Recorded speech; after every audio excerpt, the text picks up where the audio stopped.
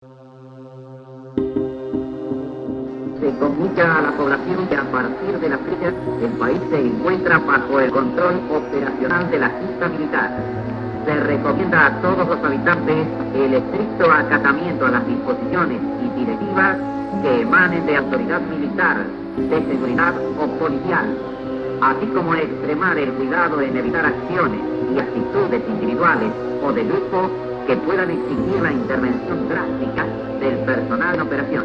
Firmado Jorge Rafael Videla, Teniente General, Comandante General del Ejército. Emilio Eduardo Acera, Almirante, Comandante General de la Armada. Orlando Ramón Agosti, Brigadier General, Comandante General de la Fuerza Aérea.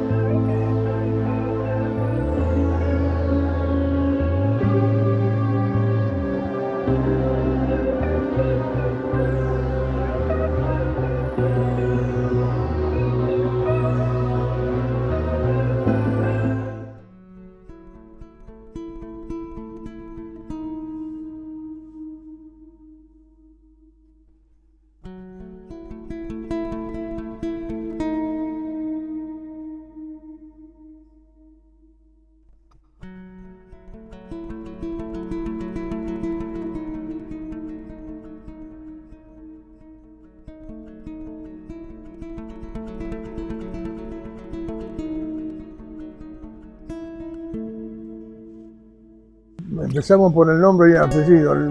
Benito Gorgonio, el segundo nombre. Aclaro porque no es un nombre común, pero es un nombre italiano. San Gorgonio, 9 de septiembre, así que tiene santo y todo. El apellido es de Miguel, Benito Gorgonio de Miguel. Nací en Junín, provincia de Buenos Aires, en noviembre del 43.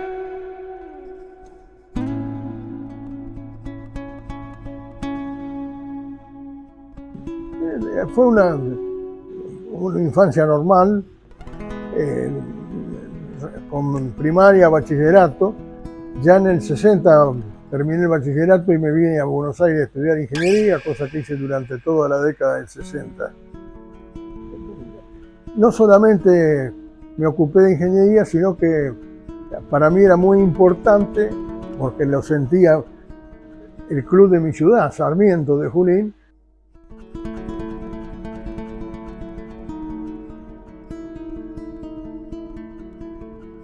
Yo tenía 22 años y debuté en la primera de Sarmiento contra Unión de Santa Fe. Fíjate cómo está la tribuna, ¿no? Allá en Santa Fe. Ahí fue el 18 de julio del 66. Para mí era lo más importante de todo. O sea, que iba a verlo a Racing, no solamente porque era hincha de Racing, muy hincha, sino porque yo estaba jugando en Primera B. Jugué 3 años en Primera B.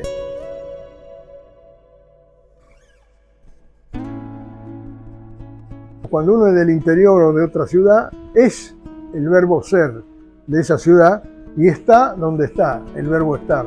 Cosa que no sucede en otros idiomas donde los dos verbos están en uno solo, ¿no? En inglés el to be. Pero bueno, la cuestión es que por el año en que yo nací, 43, cuando tenía 7 años, fue nada más ni nada menos que el tricampeonato, el 49, 50 y 51. Siempre ocurre que hay una gran afluencia de chicos a las hinchadas de los campeones. O sea, los campeones atraen mucho. Teníamos, como ocurre en muchas familias, un tío soltero que era de Racing y nos hizo a todos los sobrinos hinchas de Racing. A tal punto que yo ya compraba la revista Racing en el año 54. Como hincha de Racing yo gocé el 58 y el 61. Y ni hablar del campeonato del 66 y el mundial o sea, tuve la suerte de ir a Montevideo de ver la final y también lo vi acá en la cancha de Racing cuando le ganamos al Celtic, la revancha. Como estaba estudiando en Buenos Aires, me daba el gusto de ir a verlo a Racing a todos lados. En el 66, el 67 y el 68 también, donde Racing peleó todo.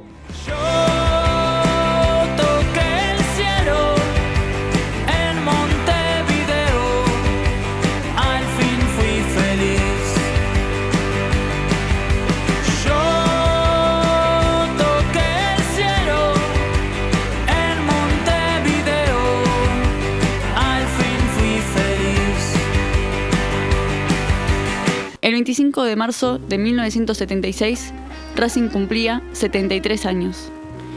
Pero las celebraciones previstas en las sedes de Avellaneda y Villa del Parque quedaron suspendidas.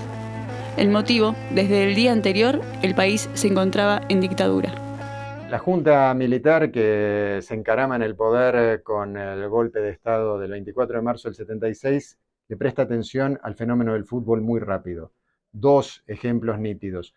Uno, ese mismo día, establece que el Mundial del 78, cuya sede estaba designada ya hacía muchos años, es prioridad y ratifica que el Mundial se va a hacer.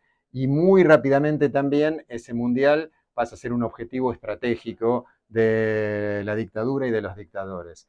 El otro sello de vinculación inicial muy potente es que cualquiera que recuerde con dolor, con tristeza, pero que recuerde, porque es fundamental recordar ese día, va a ubicar televisores en blanco y negro con el escudo nacional, música militar sonando atrás, comunicados de la Junta Militar que se reiteraban uno detrás de otro y que prohibían todo. Solo el comunicado número 23 de la Junta permitía. ¿Qué permitía? La propalación, la difusión del partido que iban a jugar Polonia y Argentina en Rus-Chorzów, en Polonia, el segundo partido de la primera gira internacional de esa selección que, matices más, matices menos, sería campeona mundial en el 78. Por un ratito, la vida se pareció a la vida en las casas de algunas gentes porque el partido era televisado. Para pensarlo a la distancia y también en lo inmediato, aquello fue una señal de qué lugar, qué concepción, qué comprensión, qué importancia tenía el fútbol en la comprensión comunicacional y en la comprensión política general del gobierno genocida. Los clubes son una parte integral de la sociedad, lo más llano de la sociedad civil, si se quiere, de las asociaciones civiles son justamente eso, ¿no? Cómo se vinculan vecinos, vecinas, en virtud de una situación particular que termina siendo un club generalmente social y deportivo en los barrios o cultural, incluso hay clubes que se denominan así, son como actores de la sociedad muy arraigados en el pueblo. Los clubes de fútbol que tienen como actividad principal el fútbol y que son muy representativos de nuestra argentinidad, si se quiere, incluso lo que generan es una identidad, ¿no? Una identidad nacional. La primera identidad creo que tenemos es la del club de fútbol. Si bien después obviamente hay distintas identidades hasta llegar a lo que es la identidad nacional, el club de fútbol representa un montón, incluso habla de la personalidad, digo, hay gente que te dice, eso es así porque sos de Racing, bueno, eso tiene mucho que ver y en ese sentido me parece que no tiene ningún gollete pensar que eso puede estar escindido de lo que es la historia de nuestro país, de nuestros barrios, de nuestras provincias. El 12 de diciembre de 1976, en pleno gobierno de facto, el socio de Racing pudo emitir su voto. La fórmula Horacio Rodríguez Larreta, Humberto Capelli y Ernesto Rivadula se impuso con el 44% del padrón, frente a las listas de Raúl López y Enrique Tadeo. Se acercaron a votar 5.125 personas. La situación era tal en Argentina que nunca habíamos votado, desde el 73 no había votación y con el golpe militar estaba prohibida el desarrollo cívico. Y entonces en Racing, para mí, fue mi primera elección. En 1977 los clubes sí tenían elecciones y Racing la tuvo y fue la primera elección mía con 17 años porque el estatuto, aún no siendo mayor de edad, te permitía, como ahora, poder votar desde los 16 años, siempre que tuviera la antigüedad necesaria, obviamente. Y fue mi primera elección en Racing. Uno mucho no sabía tampoco porque recién iba a haber elecciones a fin de año, en el 76. O sea, se interrumpió un proceso democrático con 6 meses por delante. O sea, si hubiera querido haber un cambio, que obviamente no lo querían, sino que querían adueñarse del poder, hubieran esperado 6 meses, que en diciembre se votaba, porque creo que era de 4 años el periodo en ese momento. Había sido en el 70 y 3 la elección, en el 77 se votaba. Y al interrumpirse, la primera elección que yo tuve fue la de diciembre del 76, esta que ganó el Movimiento Académico Renovador. Yo tuve mucho tiempo, casi toda mi vida adulta, de dirigente político en el partido del presidente Frondizi, era el Partido Desarrollista, el MIT se llamaba, ¿no? Y en el 75 yo ya era, digamos, el presidente de la provincia de Buenos Aires, del MIT. Y el presidente del MIT, de la capital federal, era Horacio Rodríguez Larreta padre. O sea que nos veíamos todos los días y nos habíamos hecho muy amigos. Y ahí vino la oportunidad para Rodríguez Larreta de pelear la presidencia en diciembre del 76. Lo que yo siempre digo es que los dirigentes en aquellas épocas eran, por sobre todo, la mayoría, ¿no? Quizá podía haber alguno que venga de alguna extracción de afuera, como podía ser el caso de Rodríguez Larreta, pero distinto a lo que pasa ahora, eran todos de extracción racinguista, tipos que antes de ser dirigentes habían estado en la platea y antes de estar en la platea, en la tribuna y a donde sea, y que después tenían la vocación de tener una militancia por Racing. No eran dirigentes profesionales, probablemente, no existía tal vez el dirigente profesional en ese momento. No había tantas agrupaciones como ahora, eran más las clásicas, por eso el Movimiento Académico Renovador era algo nuevo, porque eran muchos jóvenes. Mi viejo era joven en ese momento, y el presidente del MAR era, ¿te acuerdas? Donato Alenza. Eran todos, Aldo Aitro, toda gente muy, muy joven, treintañeros, pero no era gente grande, realmente, no eran gente grande. Era una figura, un playboy, era un hacendado, creo que tenía campos, algo así, y lo llaman como una figura externa del club. Los demás eran todos dirigentes de carrera de muchos años transitando el club. Conclusión, ganó las elecciones Rodríguez Larreta. Y se vio tenía idea, porque él ya había estado en la comisión de fútbol de la época del equipo de José. O sea, él conocía a Racing de adentro. Y bueno, tenía que armar toda la administración, era muy elemental. Tenía una administración para un club chico y tenía 200 empleados, todo el socio exactamente, me acuerdo la cifra, había 39.000 socios, de los cuales 9.000 eran vitalicios. Estamos hablando de diciembre del 76 y se asumió el 2 de enero del 77.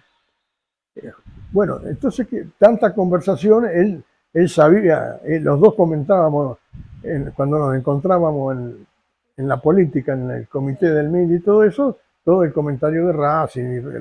Y me dice, yo estaba, dice, yo necesito reorganizar toda la administración, necesito un gerente general. Dice, yo no te animás, no querés venir. Yo todavía ya había terminado de cursar la carrera, pero en los primeros pasos era de asesor político en el gobierno de la provincia de Buenos Aires. Estamos en las circunstancias, a ver, ya estaba instalado el gobierno militar. El gobierno militar se instaló en marzo del 76 y estamos hablando ahora del principio del 77. Entonces yo le dije que sí, y asumió un 2 de enero, un 3 de enero, asumió en el tercer piso, donde vi por primera vez, no me lo podía creer, el fresco del Quinquela Martín. El hecho concreto que asumimos, yo ya el 3 de enero estaba sentándome en la oficina de gerente general, empecé a hacer los cambios más importantes. Personajes vinculados al gobierno militar tenían injerencia en el día a día de los clubes. En Racing, el general Antonio Merlo fue una figura repetida por aquellos años. El general Antonio Merlo fue el segundo presidente del ente autárquico mundial 78, el organismo que funcionó como lo que hoy conocemos como comité organizador. Es un ente que hasta esta fecha no ha presentado su balance y empezamos a dudar de que la presente porque algunos años han pasado. Merlo no era el funcionario más decisivo en lo político en ese organismo, sino su vicepresidente, Carlos Lacoste, fugaz presidente de la Nación entre Viola y Galtieri, un hombre de mucho peso en los años de la dictadura, pariente de Videla y de Galtieri. Pero Merlo era alguien que llegó al EAM 78 luego de la muerte a tiros de Omar Actis, el primer presidente de ese organismo, también alguien del ejército. La relación de Merlo con el club no era una relación de sistema, no era alguien que tenía una presencia para seguir determinaciones consecutivas. Sí aparecía como un tipo que estaba en un lugar de poder y en un lugar de poder con la forma y la lógica que le daban los militares que gravitaba o orbitaba en torno del club, a veces con gente más o menos próxima, a veces por apariciones de su propia figura. Hubo momentos que estábamos un poco ajenos a lo que estaba pasando. Estábamos un poco ajenos y hasta le pasó a Argentina en el Mundial 82. En pleno Mundial estaban haciendo un desastre y los jugadores jugaron el Mundial. Y si sabían todo eso, creo que el Mundial Argentina no tenía que haber presentado a jugar. Entonces era como que estábamos un poquito fuera. Después nos fuimos enterando. Yo después de más grande, sí, te empezaste a dar cuenta la barbarie que hicieron, ¿no? Recuerdo que venía a comer él, era hincha de Racing, se decía que era hincha de Racing, y paró un helicóptero en la cancha que hoy es auxiliar de Racing, y bajó ahí con una comitiva, y el Hongo, que hoy es pensión, había un restaurante, y el asado se hizo ahí. Lo tengo grabado, bueno, que apareció ahí con un montón de gente, se sentó en la mesa, y nosotros lo recibimos, hola, hola, ¿qué tal? Sin tener conciencia de qué estaba pasando y de qué estaban haciendo.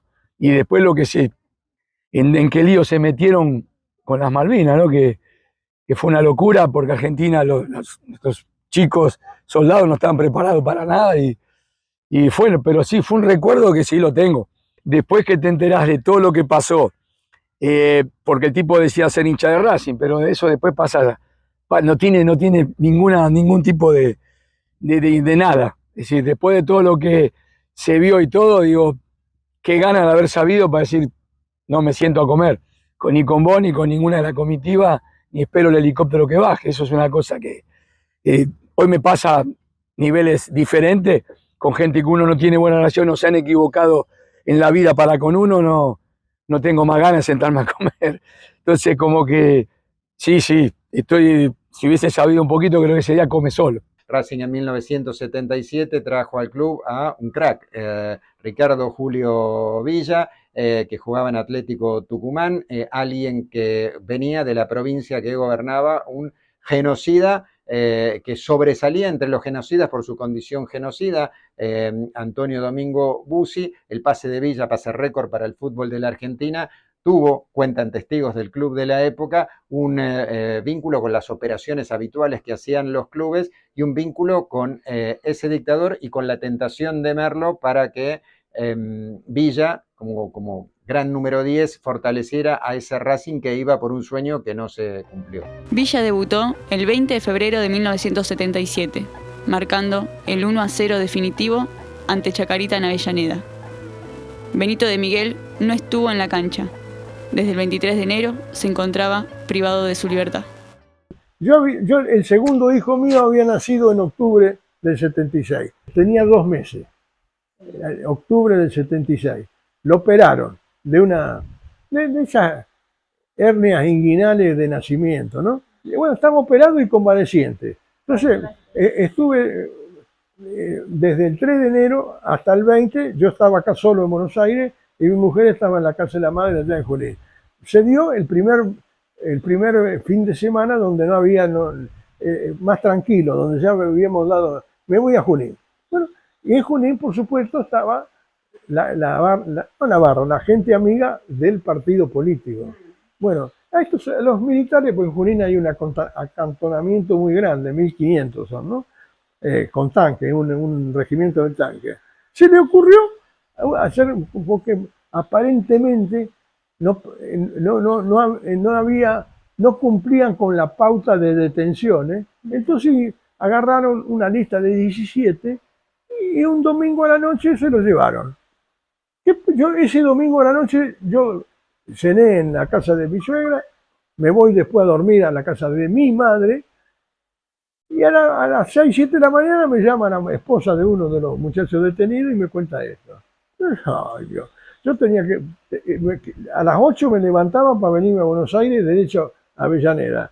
Yo me encuentro en Junín con todo el grupo de correligionarios, dirían los radicales, con la disyuntiva que si me vuelvo a Junín, yo no estaba en la detención, me vuelvo a Junín y me quedo a defenderlo, a pedir por ello. Por supuesto que hablé a Buenos Aires y la gente, los jefes, en este caso el propio Frondizi, porque Frigerio estaba en Europa, le dijo a la secretaria, ordénele que vuelva, que se preserve. Bueno, yo nulo, me quedé y mandé a decir que me reemplazaran acá en la labor gerencial de la sede y eso, ¿no? Me fui a almorzar a la casa de mi suegra y le digo, le digo a mi mujer, me voy al Club Social, que venga Benito, el hijo que tenía 5 años conmigo, así ustedes descansan tranquila y eso. Me voy al Club Social, ya el Club Social era un avispero, y a las 3 de la tarde salimos con el nene, me subo al auto, damos la vuelta y no habían transcurrido 2 cuadras, la encerrona de los móviles policiales, me bajaron a los tirones, se subió un policía al auto con el chico arriba y se fueron para la comisaría, se me llevaron al chico, ¿no? A mí me agarraron y me tiraron al piso de otro auto y me llevaron a la cárcel de Junín, que estaba por inaugurarse. La habían tomado el ejército y la policía, y bueno, y ahí adentro habían hecho el campamento de detención, interrogatorio y tortura. Bueno, ahí estuvimos una semana. Grave, ¿eh? Es decir, no. Y al cabo de la semana, ¿qué había pasado? Justo llegó mi hermano, que como buen abogado veraneaba todos los eneros en Miramar en este caso, y él sabía que si pasaba algo tenía que recurrir a la Frondizi. Entonces se vino a Buenos Aires, fue a verlo a Frondizi, y Frondizi le dice que, ¿cómo le diríamos? Que en general los partidos políticos defendían o se metían según quien fuera. Bueno, yo digamos, era primero en la provincia de Buenos Aires, número 3 o 4 en el plano nacional.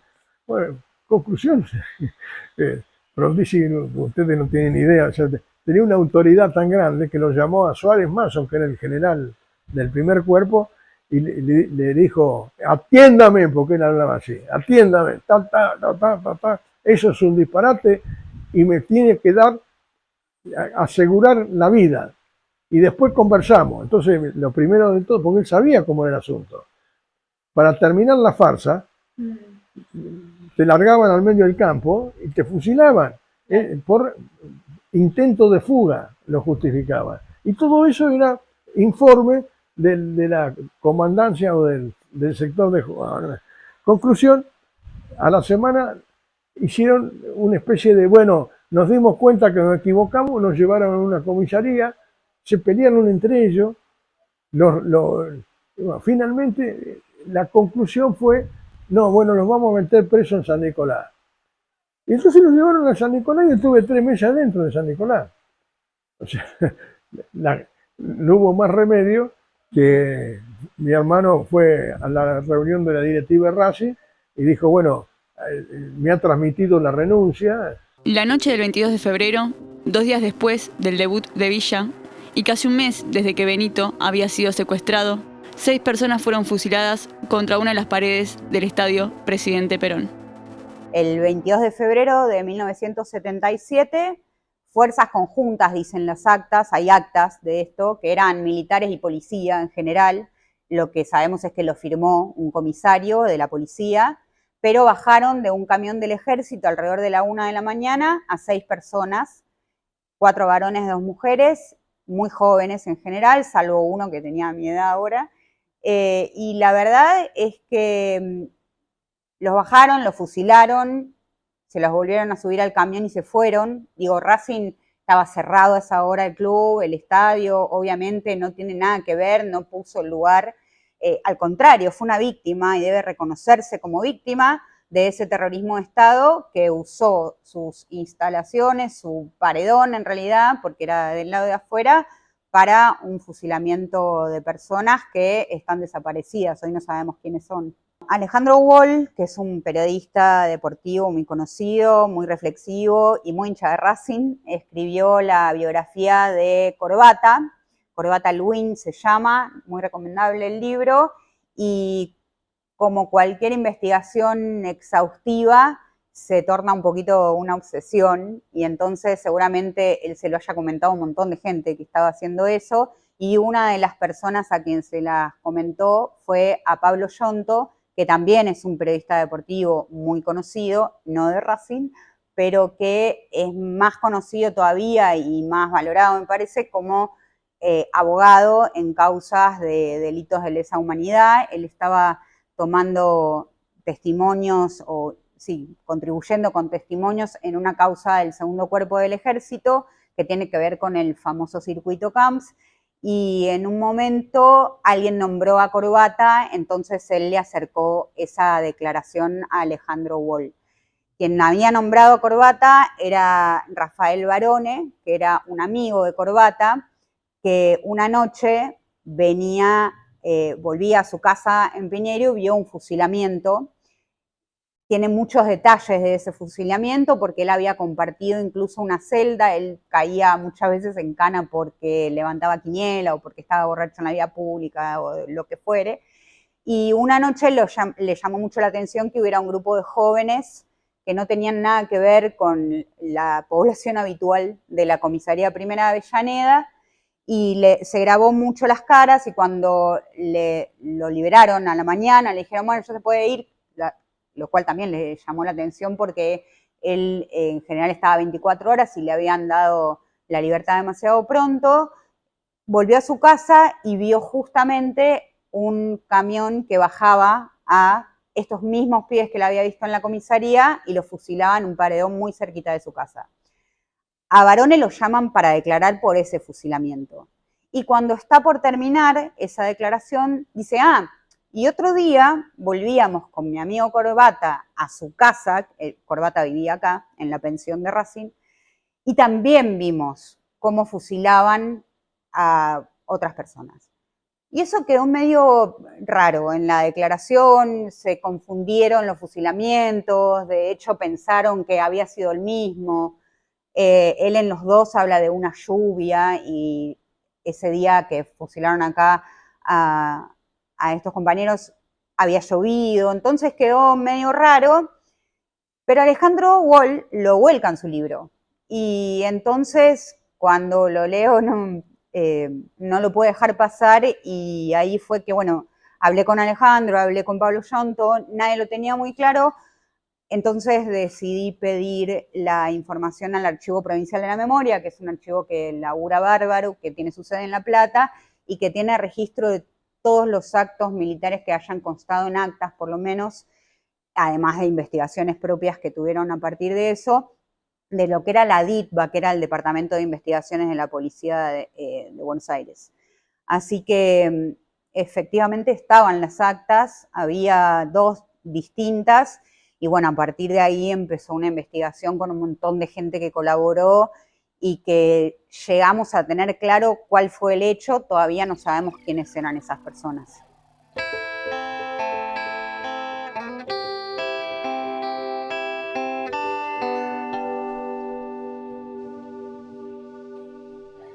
Ahí están. Los ecos giran sobre un martillo que golpea el circo de la indiferencia, del silencio, del pasado que no pasa. Todavía es madrugada, todavía es 22. Todavía el mundo es tantas cosas que olvidarse es un delito, un horror. Un acto imperdonable para la posteridad que seguirá reclamando saber dónde están y qué les hicieron.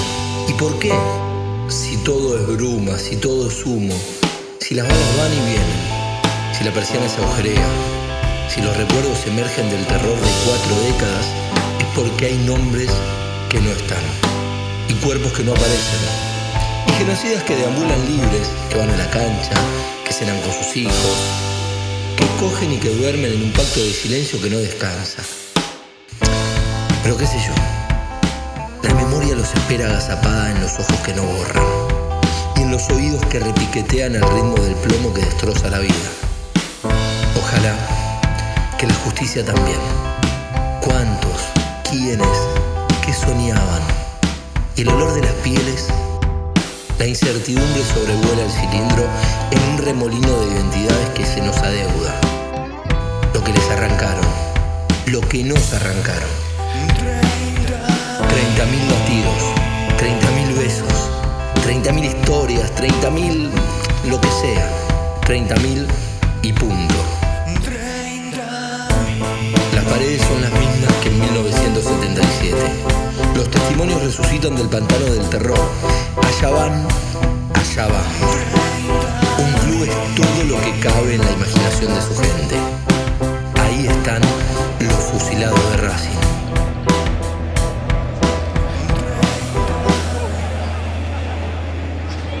Eso sucedió mientras yo estaba en la cárcel. Yo me enteré como un año después, nadie decía nada en ese sentido, porque no estaba claro. La gran mayoría no tenía noción de que había semejante masacre en ese sentido, ¿no? Benito fue liberado el 23 de marzo, horas antes del primer aniversario del gobierno de facto y horas antes de que Rodolfo Walsh hiciera circular su carta abierta a la Junta Militar. 2 días después, Racing cumplía 73 años. El hecho concreto que salimos, con anécdota, te ponían te incluían en un decreto donde decía que el ciudadano tal está a disposición del Poder Ejecutivo. Yo sabiendo de que eso era bueno, porque te estaban reconociendo, porque si no te reconocían, te sacaban de las pestañas de una cárcel, te llevaban y no volvía más. Entonces, los que no sabían eso, al contrario, lloraban porque creían que ese decreto era como la sentencia de muerte. Entonces, bueno, todo eso, a la noche, después del recreo, son cosas muy conmovedoras. Los que la sufren más se guarecen sobre los que aguantan más. Si son de celdas contiguas, te golpean la pared y hasta que vos no contestás no se duermen. Todo ese tipo de cosas que se viven ahí. Lo mismo que algunos que sufren las peladas. Que por supuesto el peluquero es otro preso que no sabe hacerlo. Y un desastre el corte y todo eso. Bueno, conclusión. Yo me vengo, eso fue un jueves. Y ya tenía el llamado de Frondizi, que ni bien llegara a Buenos Aires lo fuera a ver. Con toda franqueza, a él le interesaba ver, por supuesto, de que estuviera bien, pero le gustaba, quería verme a los ojos, a ver si yo iba a seguir en política o no, porque esa circunstancia amerita que vos lo pienses y que todo lo que te rodea piense qué es lo que va a seguir haciendo. Incluido el tema Racing, porque desde cierto punto de vista me decían, dejate de embromar con el tema de Club Racing y eso, hacer carrera con la ingeniería. Entonces, esa misma noche, cenando en la casa de mi suegra, cuando me hicieron la pregunta, yo le digo, el martes que viene yo estoy en el comité. Entonces, nadie dijo nada. Nadie me contradijo en eso. Y bueno, me vine ese fin de semana a Buenos Aires, el lunes fue a verlo a Frondizi y lo primero que me dice, del modo que jamás te iba a tutear ni nada, me dice, ¿qué vas a hacer? ¿Qué va a hacer? ¿Cómo que va a hacer, doctor? Digo, estoy acá, no, ¿va a seguir? No, eso ni lo pienso, por supuesto que voy a seguir. Ah, bueno, digo, ya se quedó tranquilo. En el fondo, los comentarios que lo que le interesaba a él es que siguiera, no te interesaba. hablando en contra del examen de Frondizi en ese sentido. Bueno, conclusión, y en esa semana lo veo a Rodríguez Larreta, yo le digo, no te conviene reincorporarme, porque obviamente había gente de todo tipo. En ese momento, no crean que estaba todo el mundo en contra de los militares, ¿eh? No, estaría mitad y mitad. El 3 de abril de 1977, día en que la Academia cayó ante River 3-2 y Benito volvía al cilindro luego de su detención, el presidente de Racing fue el gran ausente. Horacio Rodríguez Larreta estaba privado de su libertad en el Pozo de Banfield, centro clandestino en el que Ramón Camps era amo y señor, y por donde se calcula que pasaron más de 300 personas, siendo el destino final de los estudiantes que fueron víctimas de una serie de secuestros y asesinatos conocida como la Noche de los Lápices. Mis viejos estaban separados, yo vivía con papá y nos turnábamos a dormir con él en la cama, ¿viste? Típico programa que tendría 10, ponele, año 77 fue, tenía 10, 11 años. Y una noche que me tocaba a mí dormir con él, la chica que trabajaba en casa toca la puerta, el señor lo buscan abajo. Era raro, 3 de la mañana, yo me acuerdo que me desperté. Y papá se levantó y dijo, bueno, a ver quién es. Y no volvió. Después nos enteramos, por ahí en que lo vio abajo, no sé si un sereno, quién lo vio, que bajó, como a abrir, y lo agarraron literalmente en un Falcon verde. Se lo llevaron, los simbólicos Falcon verde. Y desapareció, no tuvimos más noticias. Y sí, estuvo chupado. Y zafó porque él era presidente de Racing. Él medio zafó porque se hizo pública que no estaba, si querés, su desaparición, a través de los medios deportivos. Y sobre eso, mi tío se movió muchísimo porque se hizo público la desaparición. Entonces, un poco a Racing me salvó la vida. Fue una experiencia que a mí me marcó. Me marcó y me hizo entender más lo que fueron esos años durísimos para la Argentina. Racing tuvo 3 presidentes secuestrados durante la dictadura. Además de Rodríguez Larreta, Héctor Rinaldi, presidente del club en 1986, y Juan de Stéfano, quien sería la máxima autoridad a partir de 1987. Sufrieron sendos secuestros por parte de los militares. Yo fui a parar en la 22 de Capital, en la comisaría, en Coordinación Federal, en Coti Martínez, Olivo del 14.000, Puesto Arana, no te digo Puesto Vasco acá en Wilde. Lo que pasó fue que un sábado a la noche, tipo 9 de la noche, lo agarraron a mi papá. Había una zona en Palermo antes, donde hoy están los bosques de Palermo, Figueroa Alcorta, que era famosa porque hay unos carteles que decían no estacionar ni detenerse, típico de la dictadura, el centinela abrirá fuego. Esos carteles me los acuerdo como si fuera hoy. Bueno, entonces en esa zona lo agarraron y lo tuvieron 8 o 9 horas en total, haciéndole distintos tipos de averiguaciones. Bueno, le contaron la ligazón con Racing, que se las dijo él porque ellos no sabían, nunca se supo quiénes eran, nos quedó claro que después que eran gente de los servicios paramilitares, pero fue malo el momento, la pasó verdaderamente mal, no se acuerda bien a dónde lo tuvieron, porque por supuesto estaba con los ojos vendados o encapuchado, no me acuerdo, pero no sabe a dónde estuvo. Sí que le empezaron a recorrer las distintas, lo que él contaba, la billetera, y este quién es, y este es mi hijo, y esta quién es, y esta es mi mujer, y este teléfono. Bueno, un poco la agenda, un poco las fotitos que uno lleva normalmente en la billetera, que antes era típico llevar las fotitos. Y llegado un punto, 4 o 5 de la mañana, lo dejaron tirado más o menos en ese mismo lugar. Y le robaron el auto. Simplemente le robaron el auto, eso sí. Era un Fiat 128. La estadía en San Nicolás era un pabellón de presos políticos, no había contacto con otros, y fue aburrido más que nada.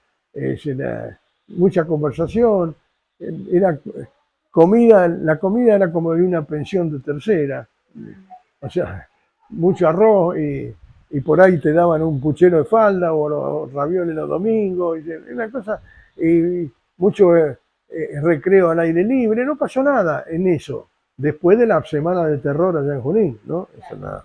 Ahí no tienen perdón. Hubo 3 o 4 muchachos que se quedaron muertos y lo tuvieron que reanimar, o sea, por la electricidad, ¿no? Pero bueno, esas cosas vos no sabés hasta que la vivís cómo la superás. Yo sé que, bueno, a mí no me afectó, siempre te afecta, pero no me impidió, como ocurrió con muchos de los que habían estado detenidos y después liberados, que tuvieron años para volver a la vida normal. No hay palabras que pueda describir, no lo pudo hacer el libro nunca más, no lo pudo hacer el juicio a la Junta, no se puede describir lo que fue la dictadura militar. No se puede describir cuál fue el sufrimiento de la juventud argentina. Te digo, troquista, comunista, peronista, montonero, no había ningún derecho a hacer lo que se hizo. Porque la tortura era una cosa corriente, pero la tortura en la forma más inhumana. No se puede describir qué es la tortura, porque yo te puedo decir a vos la picana, y te puedo decir el submarino seco, y te puedo decir el submarino con agua, y te puedo decir una bolsita de polietilena metida en la cabeza de un ser. Te puedo decir 20.000 cosas que vi y que sufrí. No hay derecho, por eso yo soy durísimo con los militares, pero durísimo, porque si bien la guerrilla hizo cosas que no debería haber hecho, el gobierno tenía la obligación de llevar a la gente a juicio, como se hizo en Europa, como se hizo en muchos lugares, pero fusilar, matar, torturar, no. Desnudar a una chica de 20 años porque era montonera, ponerle una cucharita en la vagina y darle electricidad, no. Ponerme a mí como a miles de argentinos una cucharita en la boca y darte electricidad, no. Yo he visto, yo estuve en un lugar terrible, en Puerto Arana. Bueno, ahí se mataba gente y se quemaba en una zanja con bomba de auto. Todo eso hicieron los militares.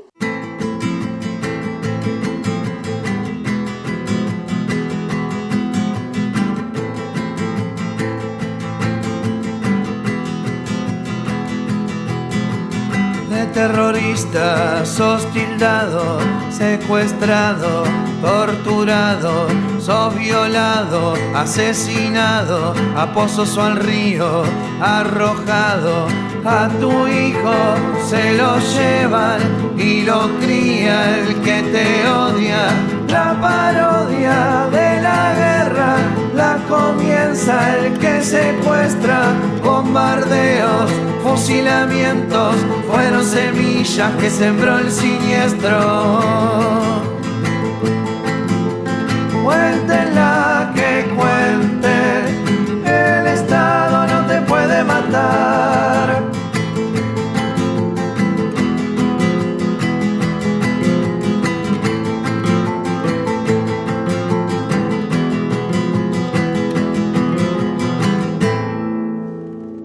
Y mi hermano creo que se estaba yendo, se fue en el 70 y pico, 76, 77, ya él creo que ya acá, viste, se fue cuando no aguantaba más, se fue como de vacaciones a Brasil, que en ese momento no había mucho argentino en Brasil, se fue a Río de Janeiro y bueno, conoció una chica, medio se enamoraron y bueno, ahí no quiso venir más acá, se acostumbró a otro tipo de vida de allá, es decir, mucho más libre. Brasil estaba mucho más libre en todo lo que era la vida de Brasil, el clima, bueno. Y bueno, empezó a venir para acá a quedarse unos 2 meses, menos.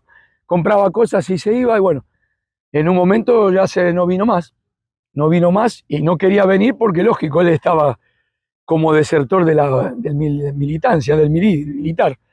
Y mis padres no querían que vengan, lo extrañaban, me decían no vengas porque donde te paran en una esquina y te piden documentos te meten preso. Y ahí sí, hubiese sido... Entonces sí, yo creo que mis viejos sufrieron mucho con eso. Sí, porque no, no lo veíamos, y yo también lo sufrí porque la pieza que era de los dos me quedó para mí. No lo vi más. Mi padre estaba muy cercano a la Unión Obrera Metalúrgica, a Lorenzo Miguel, los viejos dirigentes sindicales, uno cuando está en la política y hay golpes militares, no estás exento de nada realmente. Y era en época muy... a mí mismo me pasaba, ¿viste? Que usábamos el pelo largo, éramos medio rockeros, y te agarraban en la calle y te paraba la policía. Te paraba la policía y te pedía...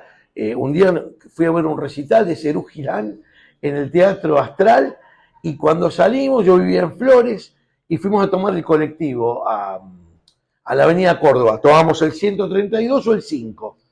Y entonces estábamos en la parada de uno y vino el otro. ¿Viste? Tenían, no sé, 20, 30 metros de distancia, y corrimos en el colectivo. Y justo pasa un Falcon verde y nos levanta. Pero no nos levantaron en el auto. Hacían un raid por todos los bares donde había un tipo con pelo largo, barba, algo así, arriba.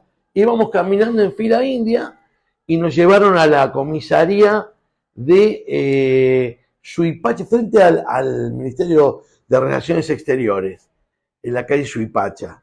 Y ahí a mi amigo y a mí nos hacían preguntas por separado, a ver si coincidían. Y después cuando nos fuimos, siempre me acuerdo de una canción de Sui Generis que dice: las heridas son del oficial, porque que se llamaba Confesiones de Invierno. Porque cuando salimos me pegó una patada en el trasero, que creo que hasta hoy me acuerdo del dolor que me causó. La sabían pegar muy bien los tipos. Eran épocas muy, muy difíciles para ser joven, realmente, muy difíciles. Lo que ha pasado es una locura, la verdad que... Y bueno, yo de pensar de lo cercano mío, que fue mi hermano, de haberse ido, y hoy que hoy vive de una manera, tiene su familia, y armó su vida realmente allá, viene para acá, porque viene para acá, yo tengo a mi mamá viva, la viene a ver, le agradezco que se haya ido, ¿sí? Agradezco que haya tomado esa decisión, porque por la cabeza que él tenía, libre de pensar diferente, capaz que hubiese tenido algún problemita que podía haber sido que no esté más. La idea obviamente era que Racing pudiese salir campeón, que pudiese dar vuelta los procesos deportivos que traía en esa época, que eran todos malos. Para mí lo de Villa fue eso. No se habrán tomado las precauciones que corresponden en el sentido económico, después habrá habido consecuencias. Lo deportivo fue mal, eso es lo principal, porque si vos lo deportivo te va bien, bastante, va tapando lo otro, y después las consecuencias que puede haber económicas las ves con otros ojos, o incluso se moderan. Pero lo fundamental es que la apuesta salió mal en lo deportivo, bueno, porque lo que no tenía Racing, más que malos manejos económicos o corrupción, entonces, no, lo que le faltó fue el correcto y el adecuado manejo deportivo de tipos que verdaderamente sepan cómo era la pelota para poder llevar a buen puerto los procesos futbolísticos, que era lo que se buscaba. La compra de Villa está avalada, fue la compra mayor del fútbol argentino hasta ese momento. Está avalada por el propio Rodríguez Larreta con sus bienes. En las organizaciones, los directivos se diferencian muy claramente entre los que toman las decisiones por personalidad y los que acompañan o se dedican a trabajar en la diaria. Se hace una especie de reparto natural. Él no era un tomador de decisiones. A él le gustaba, cada vez que había que tomar una decisión, juntaban toda la directiva. Eran reuniones de 30 tipos para decidir cualquier cosa. Era un elefante, no caminaba eso. Por otra parte, él seguía siendo vicepresidente de Petroquímica Sociedad Anónima, que era una empresa enorme de Rosario, y viajaba toda la semana para Rosario. Entonces, el presidente estaba un día que era el de reunión por semana en la sede. No más. Cuando empieza la debacle, porque no funcionó el equipo, que el entrenador fue en su primera oportunidad en Racing, el Coco Basile. El equipo no funciona y la comisión directiva empieza a defeccionar por los problemas económicos, que no eran de ese momento, igual que lo que dijo Adrián. Todo el problema económico de Racing venía de mucho antes, no era de eso, pero no lo pudieron solucionar, porque los ingresos no es como ahora, que se producen ingresos por la venta de jugadores. El único ingreso era la recaudación. Si vos no recaudabas bien, no había forma de pagar a nadie. Entonces el equipo no anduvo bien, salvo el primer partido que gana Racing, después Villa no fue lo esperado, y entonces en ese año se produce la debacle, en el 77, porque Rodríguez Larreta renuncia. Pero antes había hecho renunciar a o a parte de la comisión directiva, entre ellos mi padre, que era en ese momento era vocal. Y esa comisión directiva queda raleada hasta que Rodríguez Larreta renuncia. Y entonces se vuelve a rearmar la comisión directiva ya con la presidencia del doctor Capelli. Quedaron Capelli y Rivadulla, y la comisión directiva está renovada por otras personas que la pasaron a integrar. Por supuesto que como hombre de confianza de Rodríguez Larreta, yo no tenía ninguna alternativa, que no era irme en ese sentido. Rodríguez Larreta me liberó, me dijo, si querés quedarte, Racing y eso. Digo, no, a mí me convenía quedarme.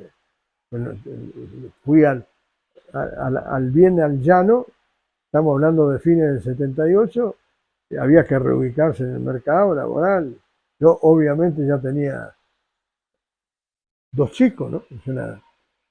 Así que había otro tipo de obligaciones.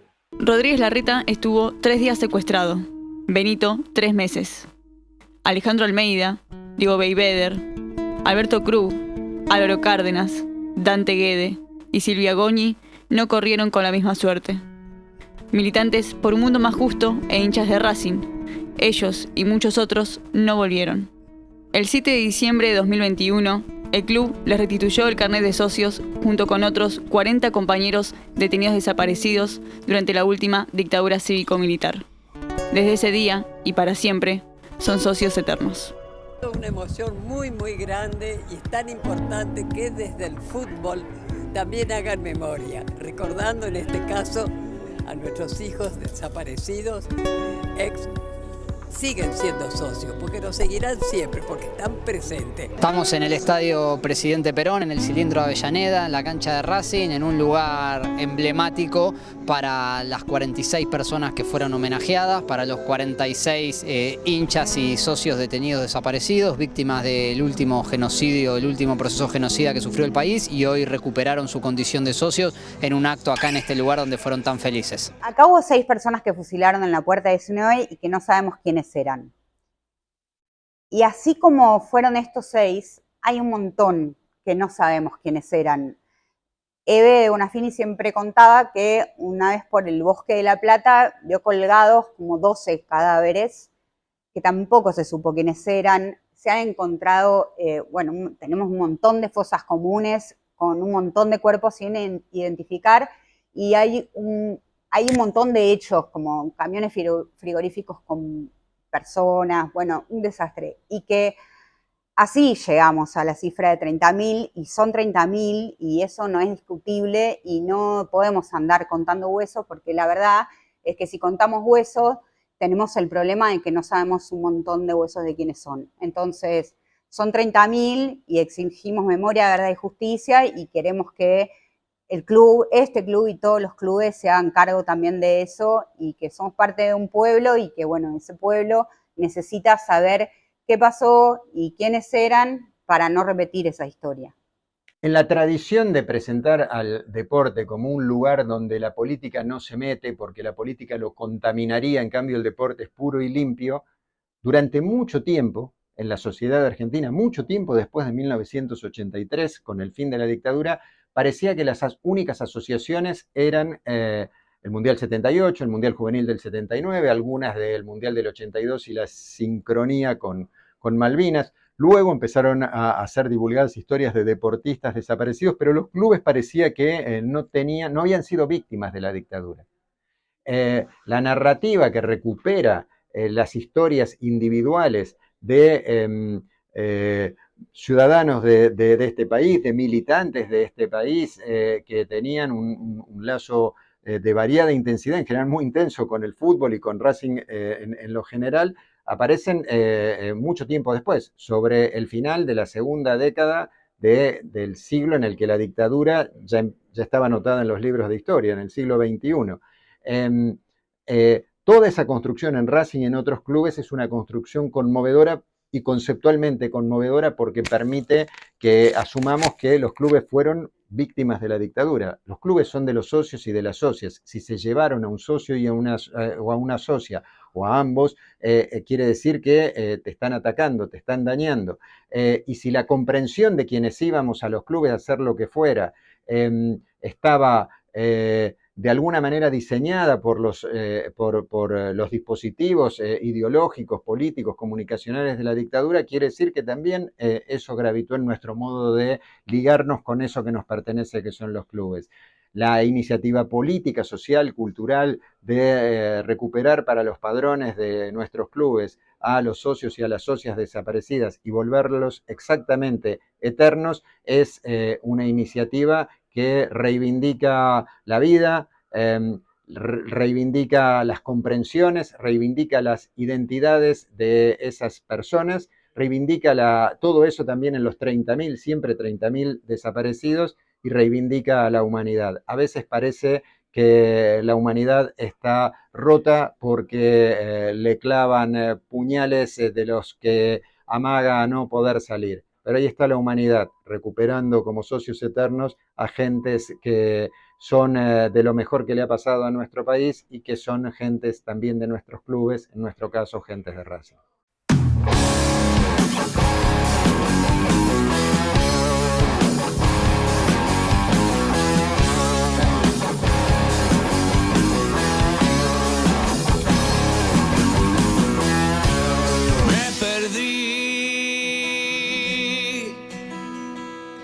Entre la noche y el día, entre tormenta y terror,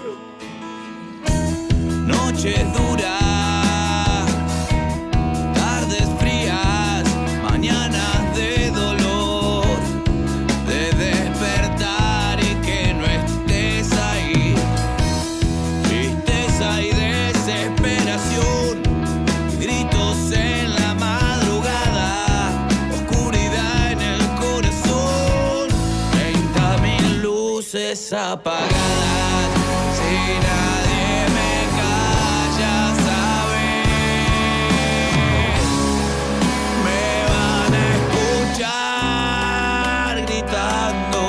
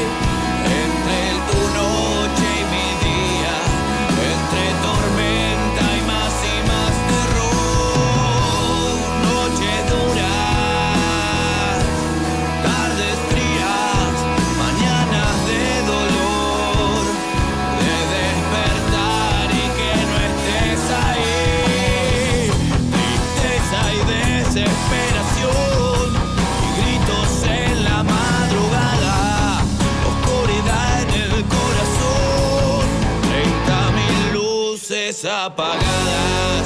Si nadie me calla, sabes, me van a escuchar gritar.